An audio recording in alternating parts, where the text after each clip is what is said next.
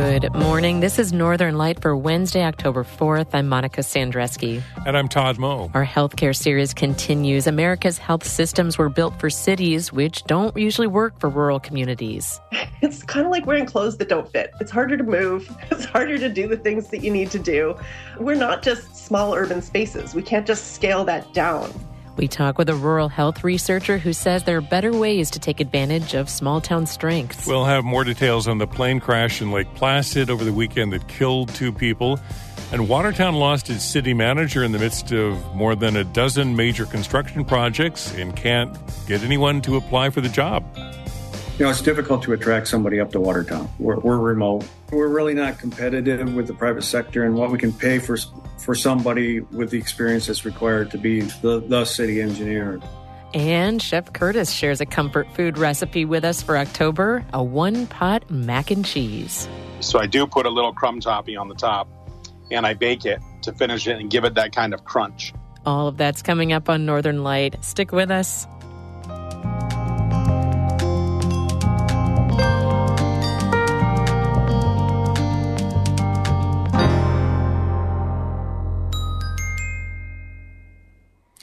Broadcast of Northern Light here on North Country Public Radio is supported by Mountain Orthotic and Prosthetic Services, a full-service practice committed to providing care for patients of all ages with offices in Lake Placid, Plattsburgh, and Malone. Details and referrals at mountainonp.com. And by Blue Seed Studios, a multidisciplinary arts center featuring classes for adults and youth, concerts, art exhibits, and more. BLUseedstudios.org.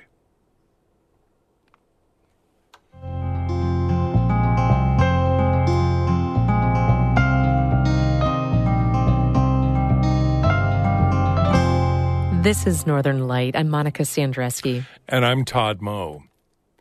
The healthcare system in our country was built as a one-size-fits-all, and that size is for big cities. Healthcare researcher Allie Coates argues that leaves rural communities underserved. Coates teaches research to physician assistants at Clarkson University in Potsdam and is getting her PhD at the University of Ottawa. She's also vice president of the New York State Association for Rural Health. For a series on healthcare in the North Country, Coates spoke with David Summerstein about the challenges and opportunities for rural health systems. They built a system that works for urban spaces. But then when you have to factor in all of the challenges that we experience here in rural areas like the North Country, it's kind of like wearing clothes that don't fit. It's harder to move. It's harder to do the things that you need to do. We're not just small urban spaces. We can't just scale that down. Can you give me an example of how that plays out? Yeah. So if you think about how healthcare is paid for right now, we pay for services rendered, right? So if you have a lot of patients, then you're getting a lot of money because there's a lot of people going through the system. But in these smaller centers, we don't have as many patients going through. We still have a lot of fixed costs associated with delivering care that we can't offset with just having more patients or just doing things more efficiently. So it kind of changes the model. And a lot of the things that we think about as being healthcare improvements rest on increasing efficiency. But that's not necessarily the problem that we have in rural spaces. So how could it be different? I mean, imagine for us a different world of a healthcare system designed for a rural area like the North Country. Oh, I wish that I could just design this. That's a tough question that you're asking me to do. I think what would be great is if we could loosen up these regulations in such a way that allows rural areas to maximize the use of the assets that they have. So we've got a lot of really cool things about rural spaces. Like we are innovators, right? We do innovation all the time in our regular lives because environmental pressures and societal pressures make us do things differently. And so if we were able to innovate and if we were able to do things in a way that uses our available resources, then I think that we could produce better results. For example, in Pennsylvania recently, they changed the way that they pay hospitals, rural hospitals. Certain hospitals were allowed to get global budgets, meaning they got a certain amount of money per year, regardless of how many patients that they saw. So they weren't getting paid for each person who came through the door. who had procedures or had inpatient stays, they got a chunk of money and they got to spend it the way that they felt was appropriate for their region. I think that that would be cool, right? Like to be able to take a pot of money that is meant to serve your population and to do it in a way that works for your population. We're doing this series on healthcare in the North Country, and one of the issues that really comes up again and again and again is not enough, really, that there's not enough patients, like you already said, that there's not enough resources, that there's not enough clinics. And you've written that rural healthcare systems are too often defined as a system of deficit, of lack. Why do you see that as a problem? I mean, isn't it just the reality that we have fewer people and fewer resources? It is the reality. But when we become fixated on it, when we become fixated on this idea of rural not having as much, not having enough, we stop thinking about the ways that we could use what we do have. And I feel like we should be building up our systems and we should be appreciating all of the great things that exist in rural spaces and using those to make our health better. Let's talk about a particular way that rural healthcare has adapted that has become huge in the North Country and a big concern in that our listeners and our audience told us in surveys and texting club that we have, and that's regionalization, that most smaller hospitals have become affiliated with larger hospitals in the big cities. And this has been a really big research focus for you. How is regionalization working where we go for higher level care to bigger cities where there are bigger hospitals? To be honest, there's not a lot of research out there on the outcomes of these types of affiliations. There is some new research that suggests that we see an improvement in quality outcomes.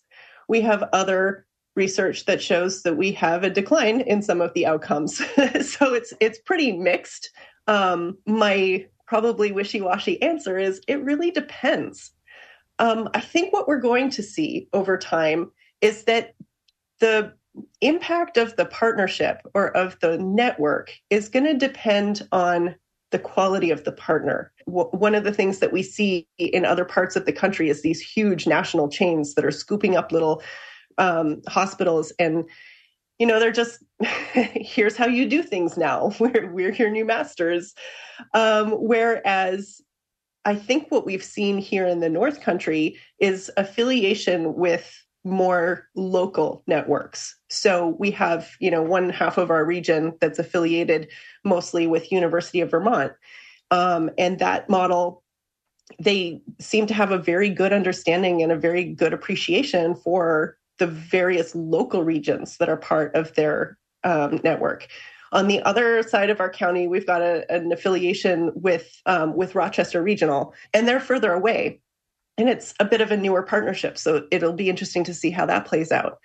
But I think the important thing with any partnership is that you have to design your system so that you have care pathways. Right? You want to have really tight connections so that when there's something that has to go from the rural space to the urban space or to the other larger hospital, that you have the way to do that. It sounds like, a lot of what you're saying is that the mergers happened for financial reasons without the sort of research before to figure out what is the most effective way to do it. And now we're trying to figure out what the most, whether it's working. Yeah, so I can't speak to the exact reasons why each particular hospital joined a network. But I do know that for many, many years, rural hospitals have been facing, an existential financial threat. They have been closing at alarming rates, climbing rates still. Like we're still seeing more and more hospital closures every single year. They've been paring back their services. We're now seeing way more hospitals become critical access hospitals because they changed the rules now about who can do that.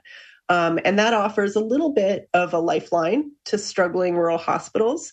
But I think in a lot of cases, these affiliations happen because people feel like the administrators feel like there isn't a choice. They want to serve their communities and they can do it with a little help. What worries you most about the trajectory of rural healthcare right now? Honestly, I worry about our rural communities getting left behind. I worry about our communities losing local resources because I think that we risk hollowing out these areas where people live and work and play and taking away the things that allow them to stay healthfully in their own communities. So if a hospital closes, the community really feels that. When a hospital merges, there are potentially some losses of jobs as some jobs are moved to, the system, and that impacts communities. The loss of healthcare jobs, those are often some of the highest paying jobs in the region. And so the towns lose that tax base. That means their social services, their schools, their, all of these things that are paid by taxes get impacted, and it becomes harder to live here. We don't have good answers, although there are a lot of policy mechanisms that we advocate for over and over. Can we do loan repayment programs? Can we provide incentives for reimbursement in rural areas? Can we build new residency programs that bring people in at the time of their lives that they're ready to put down roots? Because that has been shown to keep people in a region. I think this is what gives me the most hope, is thinking about what are these things that we can do that can make healthcare better in rural areas, instead of focusing on how much we keep losing and how to stem the bleeding, if I could say it that way.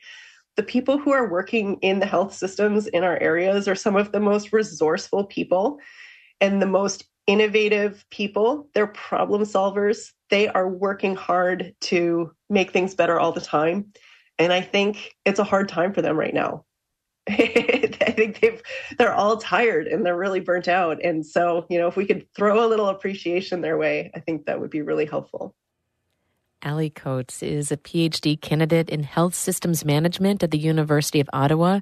She teaches at Clarkson University and is also vice president of the New York State Association for Rural Health. She lives in Potsdam. She spoke with David Summerstein.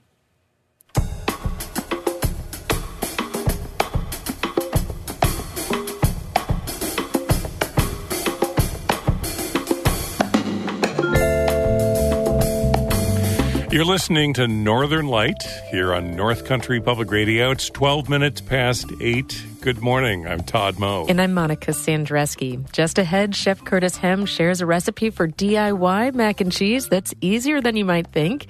That's coming up in just a couple of minutes here on Northern Light.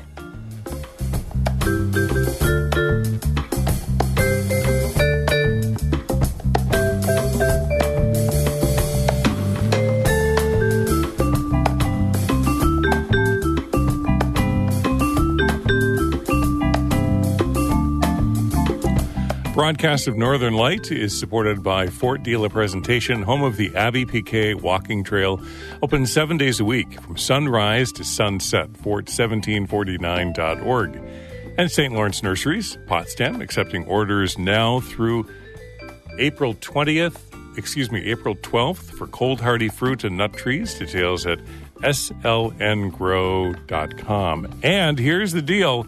Our fall fundraiser starts Monday, and everyone who gets in touch this week gets their name entered in all the fall prize drawings, including an early bird special, a $1,000 Visa gift card. So Northern Light listeners, take a moment right now to make your gift or increase your monthly donation. Make your first-time donation, ncpr.org/give. Thank you.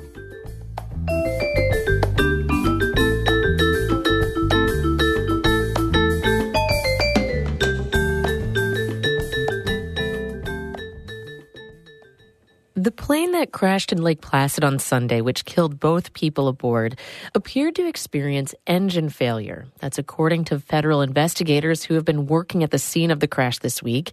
Emily Russell has the details. The plane involved in the crash was a Cessna 177, a single-engine aircraft built in 1976. It was being flown by Russ Francis and Richard McSpadden. McSpadden is well known in the aviation community. The 63-year-old was vice president of the Aircraft Owners and Pilots Association. And Francis was a former NFL player and current owner of the Lake Placid Airways scenic flight business. He was 70 years old. The two were going to be photographed by another plane on Sunday afternoon. Todd Gunther from the National Safety Transportation Board says Francis and McSpadden took off from the runway, climbed about 1,000 feet before the engine in the plane appeared to fail. The pilot, or pilots in this case, turned back towards the runway and landed in the opposite direction from which they had taken off, or were attempting to land in the opposite direction from which they had taken off. And they ended up striking the berm that's off the end of the runway, and then the aircraft fell about 30 feet into a ravine. According to the Adirondack Daily Enterprise, a few different people on the ground in Lake Placid saw the accident happen and rushed to the scene. Both men died in the crash. It's still unclear exactly what caused the crash. Gunther and the other NTSB investigators have been collecting evidence on scene this week and inspecting the aircraft. Gunther says the men did make emergency calls from the plane before the crash. We do have reports from numerous witnesses that they said something like they had a problem and they were returning. Federal investigators in Washington, D.C. have also been looking at weather conditions as well as the pilot's flight records and the maintenance records of the aircraft. The NTSB will issue a preliminary report in about 7 to 10 days. The final report, which will include the probable cause of the accident, will be issued in approximately 18 months. Emily Russell, North Country Public Radio, Lake Placid. State officials vowed to reduce the use of road salt in the Adirondacks at a conference in Lake George yesterday. That's according to the Adirondack Explorer. The state's Adirondack Road Salt Reduction Task Force released a report last month laying out strategies to reduce road salt use. The report says road salt can harm both terrestrial and aquatic ecosystems and can get into drinking water supplies. Representatives from the state's Departments of Transportation and Environmental Conservation said they're taking the report's recommendations seriously. They plan to start testing some of them this winter. The Explorer said some members of the public at the meeting called for closer oversight of the implementation of the road salt reduction suggestions. The DEC announced yesterday that it's accepting ideas for what to do with the historic Saranac Lake Depot building along the Adirondack Rail Trail. The DEC wants suggestions and plans that would preserve the building, help teach visitors about local history, and welcome people to explore the outdoors. The Adirondack Rail Trail hasn't opened yet, but it'll connect Saranac Lake, Tupper Lake, and Lake Placid. By this winter, the part of the trail between Saranac Lake and Lake Placid should be open to cross-country skiers, snowshoers, and snowmobilers. The DEC will be taking questions about the depot building through October 16th. The deadline for ideas and plan submissions is November 3rd. Watertown lost its city engineer last month. That's a big deal. The city engineer oversees construction projects, and Watertown has a lot of those going on right now. But the city has had no luck hiring a new one. In over a month advertising the position, it's yet to receive a single application. Amy Feiereisel reports. Watertown's previous city engineer, Michael Delaney, was fired in early August after he was arrested for driving while intoxicated in the City Hall parking lot. His departure couldn't have happened at a busier time. Summer is when every city, town, and municipality is working on infrastructure projects. We have a lot going on. I think we have more going on now than ever. That's Kenneth Mix. He's worked for the city for over 3 decades and is the current city manager. We have about a dozen water line projects going on, plus paving. Mix oversees about 300 employees in departments that include the police, fire, water, and public works. I'm responsible for the day-to-day operations of the city. And he's in charge of hiring a new city engineer.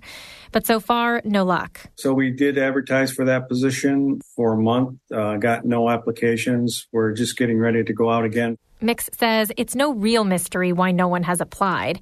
He says it's a tricky location. It's difficult to attract somebody up to Watertown. We're remote. And it's also hard to pay what private engineering firms offer. We're really not competitive with the private sector and what we can pay for somebody with the experience that's required to be the city engineer. He says they're offering around $100,000, which is on par with other municipalities, but about $40,000 less than the private sector. And there's one other big factor. Engineers are in hot demand right now. Remember all those projects the city has going on? A lot of them are being funded by the American Rescue Plan Act, or ARPA. We're not the only ones that have the ARPA funds doing all these construction projects. Everybody across the country does, and there's billions and trillions of dollars going out there. So there's a lot of work for engineers. And it's not just this one high-level position that's open. Mick says there are 2 lower vacancies in the same department for civil engineers. The U.S. has a worker shortage right now. Unemployment has been historically low for years, and the coronavirus pandemic upended typical labor patterns. In the city of Watertown, Mick says they've had chronic vacancies in the police department, water, and public works for years now. In public works, I think we're pretty much at a consistent 5 vacancies there. He says to retain the people they do have, the city has had to keep up with inflation.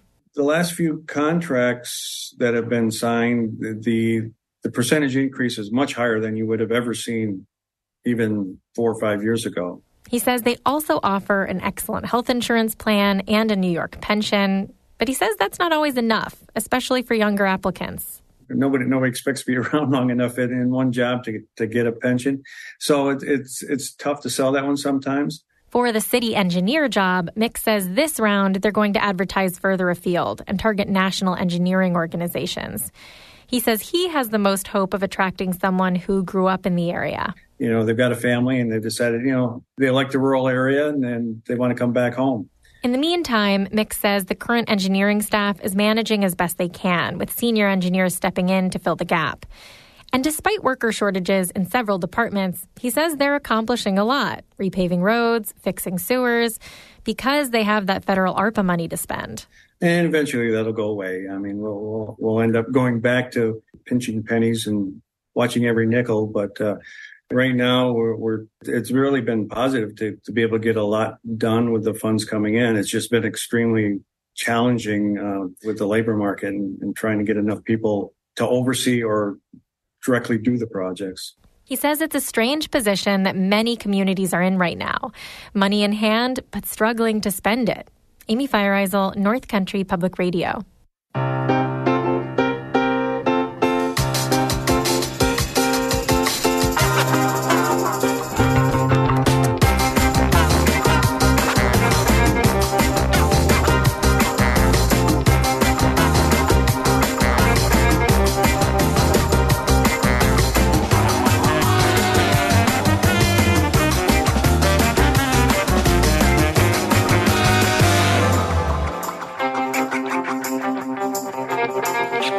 You're listening to Northern Light here on North Country Public Radio. I'm Todd Moe. And I'm Monica Sandreski. In just a minute, a classic comfort food with a twist. That's coming up in just a few minutes here on Northern Light. Then stick around after the show for Bird Note just ahead at 8:42. But first, Todd has a look at the weather for us. Summer-like weather again today, hot with highs in the 80s, mostly sunny skies, light winds out of the south-southeast, lows near 60 with clear skies tonight. Tomorrow, partly cloudy, a high near 80. Friday, showers, highs in the 70s. Saturday, showers, highs in the 60s. Sunday, showers, highs in the 50s. Right now in Canton, sunny, 61 degrees. It's a classic and the ultimate comfort food, loved by children and adults alike. Mac and cheese's rich and creamy texture is an unparalleled food feat, and it's easier than you might think. Chef Curtis Hem owns the Carriage House Cooking School in Peru, New York, and is the executive chef at the View restaurant at the Mirror Lake Inn Resort and Spa in Lake Placid. And he joins us each month to share a favorite recipe. Yeah, Chef Curtis shares his mac and cheese recipe this month that you can make in one pot. He's got some ideas for trying different cheese combinations and says it's much better than that boxer version. Normally, I would make a bechamel sauce, which is a milk thickened with roux and cook down and add cheese and then fold that into pasta. But this is a one pot deal, and it's why I like it so much. And I also like baked macaroni and cheese. So I do put a little crumb topping on the top, and I bake it to finish it and give it that kind of crunch. Because I think mac and cheese as a whole, just like most pasta dishes, are kind of mono-textured. So having something of contrast is important for me. So one pot, meaning you can put it in a pot that you're going to be able to stick in the oven, that kind of thing. Yeah, so I'll either use a large saute pan or I'll use a Dutch oven. And I never use the lid on it, but I put everything in there. You know, we start off with a base of water and milk, 3-2 in terms of cups is kind of the ratio I use. To a pound of macaroni. And that's you should get a box of macaroni. You get 3 cups of water, 2 cups of milk, some salt. I use garlic powder because it's so consistent. And then some shredded white American cheese. And you can shred that yourself. You can even throw in sliced American cheese if you have it left over. It's a great way to clean out the sandwich drawer. All right, so you let the macaroni reach that al dente stage, and then is when you add the cheese. So basically what you're doing, macaroni is a dried wheat product. And when you introduce water to that, you're allowing the starch, the flour molecules to gelatinize. And that means they're absorbing liquid. And so whether they do that in the boiling water method that you then drain out, or you do it in here, if you do it in the pot, then you benefit from having the macaroni be the thickener because it's absorbing all of that liquid. So if you think about it, we're going to put 5 cups of liquid in here to a pound of macaroni. There will be 1 cup of loose liquid floating around. So a pound will absorb 4 cups of liquid. And so the beauty of using the one pot is you put everything in there, the macaroni gelatinizes, absorbs the liquid, and then it gets it ready for adding the cheese and any other garnish ingredients that you want.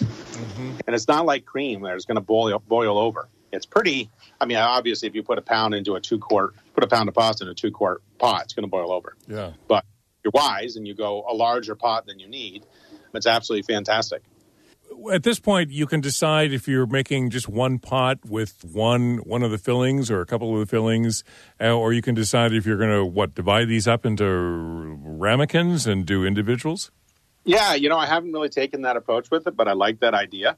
I wrote the recipe where someone could just kind of make it how they want in terms of the one pot, but I do look at it as what you're describing or offering here is like a pizza bar where, your base is X and then you're going to add A, B, C, and D to that. And so, yeah, you could divide that at this point, put it into ramekins and have everybody mix in the garnishes of their choice, put those on a sheet tray, put the topping on, and then bake it. Or you could do it as one large thing. I happen to love local chorizo. I love blackened chicken, and I think the macaroni tames the heat of blackening down a bit. I love fresh corn, trick that I use all the time, and people that come to the Carriage House know this. I love white canned corn. I absolutely adore the flavor of white canned corn. You drain it, you rinse it, and it's a fantastic product to use. Is it sweeter? Yeah, it's sweeter and it has a softer texture. The kernel has less starch buildup on the shell of it, and it's a much better product. So for me, my choice is always, if it's not a classic cheese macaroni, then I like blackened chicken, the shoe peg corn, and I like a little bit of onion. And then, cheddar cheese or whatever cheese you wanted to add on top of that. American cheese and cheddar is a great combination. Colby Jack works really well. It's got a great stretch and melting property to it. Munster's fantastic, but it lacks a little character where the cheddar stands up. The one thing to know about cheddar is the sharper it is, the more it's going to curdle in the bake. So if you want something super smooth, buy a very young cheddar. If you're looking for something local, Meyer's Artisan Cheese out of Fort Covington, I believe, has a really good young cheddar. You could use some of the other cheeses. Sugar House I like Dutch Knuckle. Throw Dutch Knuckle in there. Yeah.